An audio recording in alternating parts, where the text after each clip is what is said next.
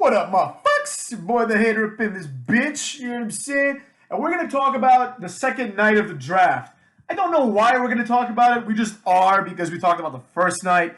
So whatever, you know what I'm saying? But before we get to that, in the description you'll find a link to a survey that my girlfriend is doing for her MBA. So please, if you have a moment, take the survey. It's like 5 questions, so it'll take like 30 seconds. And your boy will heavily appreciate it. You know what? If you write in the comments that you took the survey, I'm going to give you motherfuckers a shout out too. So please do that. And now, let's get started with this motherfucker, alright? As usual, I'm right, alright? I was very clear in my last video, which I made before this episode, about exactly what was going to happen, I told you guys what we could expect from the first few picks. Literally, the first 8 or 7 picks, whatever it is, I mentioned exactly who it was going to be. Becky Lynch was picked number 1 by Raw. So, of course, automatically, Seth Rollins is also going to Raw. But I already predicted that anyways, motherfuckers. Becky Lynch comes out. She's the first draft pick because she's a champion and because she's Becky Lynch, all right? She's a big draw, and therefore she's going to be in the big money show, Quite honestly, the only thing from both of these nights of draft that mattered, like literally the only thing that mattered was, is Roman Reigns going to go to Raw or is he going to stay on SmackDown? That was, this entire 2-night event, was pretty much spoiled on the first night on SmackDown because that was the only question anyone had. If these morons were smart, they would have flipped it around so that Roman Reigns gets drafted on Raw, not on SmackDown, to kind of, extend the suspense of the two shows, which are to be viewed in tandem as one draft show, if you will, right? But anyways, Becky Lynch gets picked first. She's not going to be on Raw. Big whoop. You know what I mean? This isn't a loss at all for SmackDown. Not that I'm going to analyze this as if it were a real sport, but it's not a loss for SmackDown because she was a Raw superstar before, She's been on SmackDown for like 3 weeks and hasn't really done anything. So she's basically a Raw person anyways. So nothing really changed here. The Usos are staying on SmackDown. They're the tag team champions, and therefore they're important. So they're the number 1 pick, second overall, but number 1 pick of SmackDown, right? Then Raw picks the Hurt Business, which I'm sure is also now going to include Shelton Benjamin and Cedric Alexander. I don't know why they broke them up. At first, I was like, who gives a fuck? They're jobbers. But that's because I thought something would happen, and I didn't think that basically Bobby Lashley's world title run would be like as shitty as it was. And basically, the fact that, Hurt Business was gone during his title run means absolutely nothing because now they're back as soon as he's not champion. So it's like, it's really, really poor storytelling because the implication is that, number 1, Benjamin and Alexander all of a sudden are friends with each other. And 2, they're such fucking assholes, they're such pussies, that basically when Lashley and MVP are like, okay, we need you again, they're like, oh, right here, sir, So it makes them look really weird. But the Hurt Business, which is just Lashley and MVP for the purposes of the draft, were drafted by Raw, so they're staying in Raw. So yet another not change, I understand that this is like a delicate matter. They can't change everyone, because if they did, nothing would change. It would just be different people, different shows. So, but what they should do is back in the day when they had my favorite type of the draft was aside from the first draft, which was interesting because it was the first one of its kind. The ones where people have matches and the winner of the match, that person's brand gets to draft someone, That was cool because it's every match mattered and people were drafting random superstars, but sometimes they were awesome.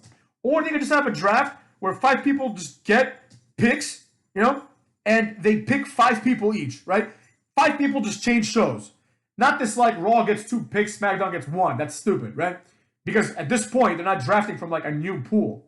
You know what I mean? So there's really no benefit to any of this bullshit. It's just it's dumb. It's just go one by one, kind of like they did, but basically just pick 6 people. And you just make sure that these 5-6 people that are going to switch shows are going to be poised as being big deals, right? So you change maybe 1 or 2 main event type guys, and then you change a few mid-card to lower mid-card guys, or a tag team or something like that, and then these people get pushed on their new show, right?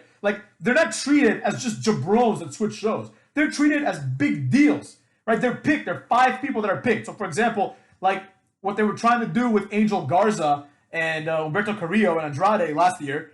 That's what they do here. That's what they should do here. It's like you pick someone, they switch shows, and it's like now you know by virtue of the fact they were picked that they're going to be big deals on this show. They did that once, one year, where they traded like where SmackDown lost like everybody, but they got like Batista, Booker T, Christian. You know what I mean? And these people were like pushed to a certain extent. Booker T became the champion eventually. You know, Batista was the champion already. But you know what I mean? Christian was doing well. Like a lot of things were coming together. They weren't drafting like fucking, you know, S.A. Rios and Hardcore Holly. Like, nobody gave a fuck about those guys. So anyways, after the Hurt Business, just like I predicted, Sasha Banks goes to SmackDown. I mean, stays in SmackDown. She went before Seth Rollins, which is stupid. It's like, obviously, Seth Rollins is a better pick than Sasha Banks. Seth Rollins went from SmackDown to Raw. I totally understand that. He's one of the big ones. He's like on the same level, arguably, as Drew McIntyre and Edge. You know, he just feuded with Edge. So him switching makes sense. You know, you can continue to feud with Edge if need be, but he's like obviously a big name. Like he's one of the people like him, Edge, Drew McIntyre are people that either have won recent Royal Rumbles. They've all won recent Royal Rumbles, but they're people that could win a future Rumble. You know what I mean? Like probably not Edge because he's already won two, but you understand what I'm saying. Then, like I predicted, Nakamura along with Rick Boogs stay on SmackDown. He's the Intercontinental Champion. Makes perfect sense. Damian Priest stays on Raw. He's the U.S. Champion. That makes sense, you know? Nothing happened here. It would have been more interesting to see Nakamura go on Raw and Damian Priest go to SmackDown, right? But the implication is that like SmackDown values Nakamura more, and therefore Raw values Damian Priest more, which is kind of weak, you know? It would have been better to switch these guys up. They're not doing anything anyways, you know? They're not really interesting. Might as well have like them wrestle with new people, you know? We'll see. Next up, what do we have? Like I said, once again, Sheamus. Up until this point, these are the people that exactly I would thought would change. Sheamus is going to SmackDown. Who gives a fuck? He's not going to do anything there. AJ Styles and Omos stay on Raw. I think it's almost time to break these motherfuckers up, honestly. But AJ Styles is always obviously good. Omos kind of like almost holds him back. AJ Styles is another guy that could next year win the Royal Rumble. You know what I mean? He's got to be a favorite at this point. Who else could it be? You know, it's either going to be like someone that's returning, someone that's repeating, or AJ Styles. You know what I mean? Like there's no one else. There's no other guy that could win the Royal Rumble and have it be good. Kevin Owens goes from SmackDown to Raw, but before that, Shayna Baszler goes from Raw to SmackDown. This is probably good. This is one of the only ones that actually could lead to something good. Shayna Baszler needs like a reinvention, you know? She's one of the only ones that could benefit from this because she is someone that could be a main eventer, and that's kind of nice. Next up, Zaya Lee, motherfucks. Zaya Lee, even though she keeps losing every fucking match, Zaya Lee goes from NXT to SmackDown. Next year, I predict she's going to go on Raw, where she will be released. That's the future of Zaya Lee. Street Profits get appropriately drafted after someone like Zaya Lee because Street Profits suck ass, motherfuckers. They suck ass. They go from SmackDown to Raw. Who cares? Obviously, once again, Bianca Belair is on Raw. They're going to go to Raw. Viking Raiders go from Raw to SmackDown. Once again, who gives a fuck? They're completely interchangeable. It's like, you see it. It's like Street Profits, Viking Raiders. Boom, they switch shows. Nakamura, Damian Priest. Boom, they stay on the same show. They're like the analogs of each other in all the other ones. Finn Balor, who was just the #1 contender, gets drafted at 15 and goes to Raw. At 15, motherfucks. At 15, he gets drafted after Zaya Lee, which leads you to believe that he sucks ass, motherfucks. He sucks ass. You know, it is what it is. Then Ricochet gets drafted from Raw to go to SmackDown. This might be a good opportunity to reinvent him. I don't know who he's going to feud with. Ricochet is pretty much a done deal. Right after Ricochet, even worse than Ricochet, motherfucks, and even worse than Zaya Lee, is Karrion Kross, who just recently was the NXT champion. He gets drafted after Zaya Lee, who is a jobber from NXT. Zaya Lee is like losing to like Casey Catanzaro and Caden Carter. Meanwhile, Karrion Kross is beating Keith Lee. Somehow, just like I said it would happen, he gets drafted after Keith Lee. A few videos ago, I made this point. I said very explicitly, like, if he were to be put, even though he just beat Finn Balor several times, if he were to go to SmackDown, Finn Balor would whoop his ass. Now, that's not what happened. You know what I'm saying? That's not what happened because they didn't wrestle. But Finn Balor got drafted before him. Proving my point correct once again. Like, have I been wrong yet, motherfucks? No, I haven't. Angel Garza and Humberto Carrillo are now a tag team, and they go to SmackDown where they belong, motherfucks.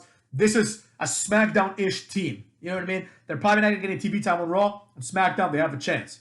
Alexa Bliss stays on Raw. Who gives a rat's ass? She should be released. Cesaro stays on SmackDown. Once again, who gives a fuck? Carmella goes to Raw. No one cares. Here's a big one, motherfucks. Here's a difference maker. Ridge Holland, motherfucks. Ridge Holland goes from NXT to SmackDown. As I said, Ridge Holland, twice my dog looked up at me because my dog's name is Ridge, motherfucks. So Ridge Holland goes to SmackDown. I would have put this guy on Raw because honestly, it feels like SmackDown clearly has the better roster. So there it is. Sami Zayn stays on SmackDown, but more importantly, the thing that matters the most here, the free agent, Gable Steveson, motherfucks. Gable Steveson will be going to Raw. Now, I'm not going to say this guy's the next Kurt Angle because we don't know. You know what I mean? But he is Kurt Angle-ish. He's actually bigger than Kurt Angle in terms of weight by a little bit. You know, he's a heavyweight, motherfucker.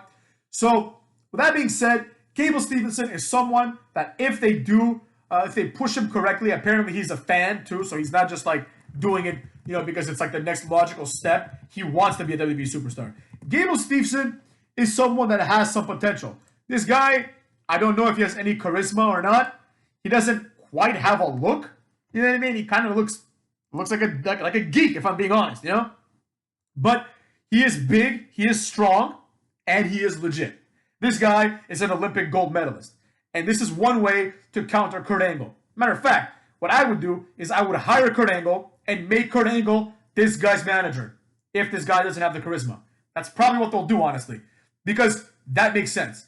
Gable Steveson should be mentored by Kurt Angle because Kurt Angle can teach him how to wrestle because they have a similar background. And more importantly, Kurt Angle, one of the most charismatic people of all time, it would make sense to have Kurt Angle be there just to, like, you know, be the mouthpiece for this guy until this guy comes on his own. They're obviously pushing him as a star. The fact that he has been drafted as a free agent to Raw, in my opinion, there's one thing that's wrong with it, and that he's like the second to last pick, the penultimate pick, right? Only Sami Zayn is worse out of the people that were drafted, according to WWE's logic. This guy should have been drafted first, all right? Right after Becky Lynch, SmackDown should have, or I guess Raw could have gotten 2 picks in a row. This guy, not before Becky Lynch because he could just be a jobber for all we know, but this guy should have been drafted immediately as like a prospect. The way that Finn Balor was drafted by Raw several years ago before he became a jobber, right? Gable Steveson is 21, and if this guy has any capacity to become a star, he could be a star for a very long time, you know? He's likable. He's got a lot of things going for him, you know?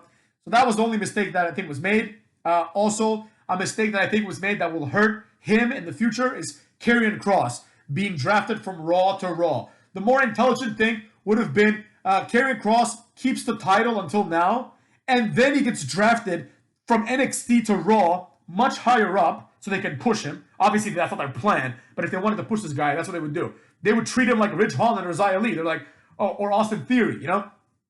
Austin Theory, I'm pretty sure. Let's see. Karrion Kross was drafted 17th overall on night 2. Where was that asshole, Austin Theory? Where's Austin Theory up in this motherfucker? Austin Theory was drafted 16th. He was drafted last, so it's not really fair to, like, you know, compare it like that. But basically, he's drafted around the same spot as Austin Theory. So it's like, whatever, bro. You know what I'm saying? He's on the same level as Austin Theory. He could have been a star just by manipulating how he was drafted. You know what I mean? Have him be champion, have the draft, right? He gets drafted to NXT, from NXT to Raw. He's forced to drop the title because he's being drafted. He relinquishes the title because he's being drafted. And then you reboot NXT. You use this as the reboot point because you're rebooting the main rosters a little bit. So this is when you reboot NXT. They're like, oh, Karrion Kross has left for greener pastures, but fuck that. The new NXT is in town, right? That's the better way to do it. The way to do it is not to take your NXT champion, have him go to Raw, be a jobber, then he relinquishes the NXT title, you know, which devalues the title, and then you bring him up. So I think that was a big mistake. Gable Steveson was a big mistake, but beyond that, everything else was completely predictable. You know what I mean? Everything that happened. Obviously, things like Zaya Lee are not predictable, but you understand what I'm getting at. In the supplemental draft of night 2, Dana Brooke stays on Raw. The Dirty Dogs, Ziggler and Rude, go from SmackDown to Raw. They deserved, especially since they're now number 1 contenders, you know, they deserve to be drafted. Like, there's no reason why they shouldn't be drafted ahead of the Street Profits. You know what I mean? Or Viking Raiders. Like, let's be honest. Like in 5 years, I could still see Dolph Ziggler being employed. You know, I know he's getting up there in age, like he's not like young anymore, but he's gonna be there for the next 5 years, right? Do you think Angelo Dawkins is gonna be there for the next 5 years, or Eric and Ivar, or even Montez Ford? Probably not, motherfuckers. Roode and Ziggler are mid-card champions. They're mid-card guys. The rest of the people I just mentioned are not mid-card guys. They will never become anything but a tag team. So they should have been drafted above. They're drafted on the same spot as the Hurt Business, which are two jobbers. Hurt Business, speaking of, stays on Raw. Jackson Riker, who also deserved a draft pick in my opinion, stays on Raw. Jinder Mahal and Shanky go from Raw to SmackDown, right? Veer was the last guy in some of the draft. He stays on Raw. So Jinder Mahal and Shanky are now a team, I suppose.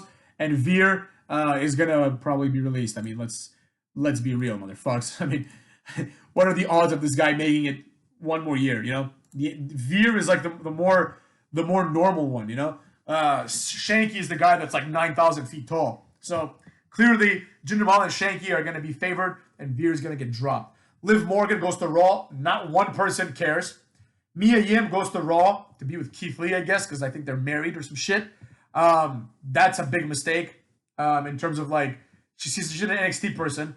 They should have given her some sort of profile, but I guess she's just gonna go to Raw to be a jobber. The Miz stays on Raw.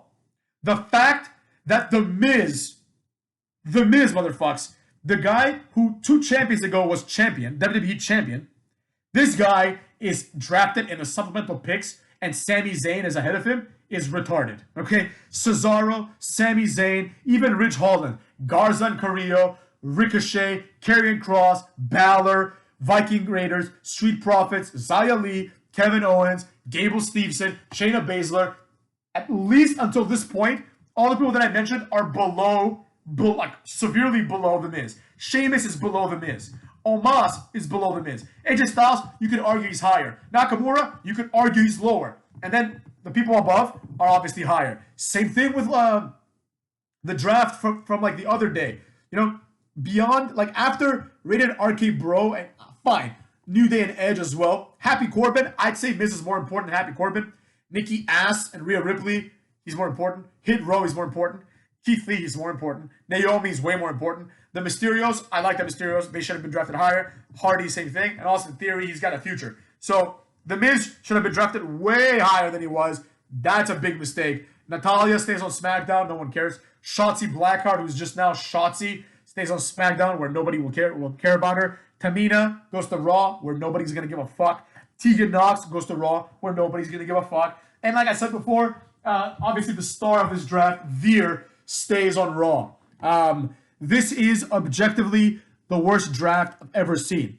Like, if you look at everybody here, virtually everyone in the supplemental picks, like literally all of them, with the exception of Miz and Morrison, that's it. Miz and Morrison are literally the only 2 exceptions to the entire supplemental pick. You can make the argument for Jinder Mahal, and I personally like Jackson Riker, but I can tell nothing's going to come of him, you know?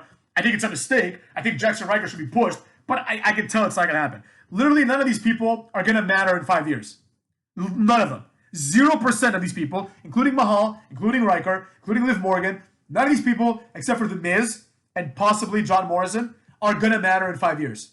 And as a matter of fact, the bottom half of the real draft, none of these fucks are going to matter. Like, if you look past the second round picks, none of these people are stars at all. Like, even AJ Styles, who I like, he's not a star, right? The round 2 and round 1 picks, there's like, between them, there's maybe 2 stars. You can argue that WWE has 3 stars right now, and I can't believe who the fuck they are. It's basically like, let's be honest, right? Let's be clear as shit, right? 4 stars. I'm gonna say 4 stars. WWE has 4 stars, 5 if you count Edge, but I'm not sure what Edge is gonna do, how often he's gonna wrestle.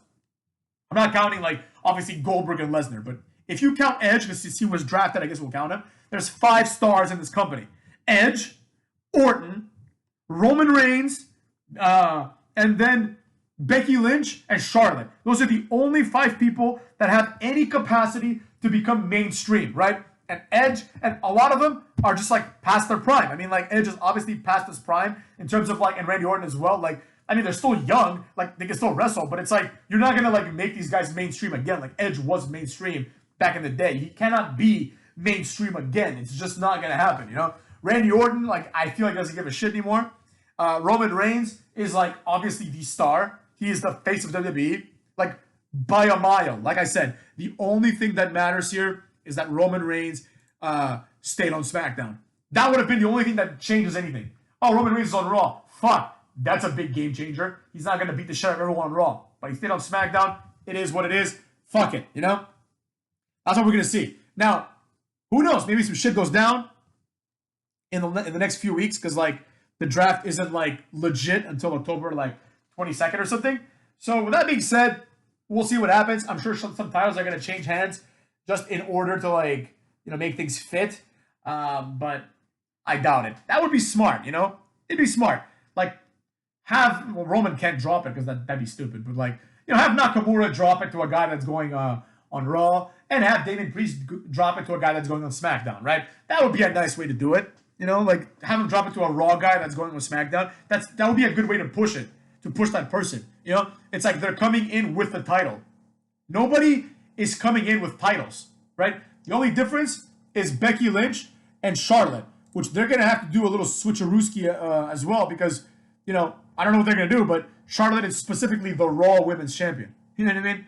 The Raw Women's Champion is going to SmackDown. So it's like, what are they going to do? Trade belts? I hope not.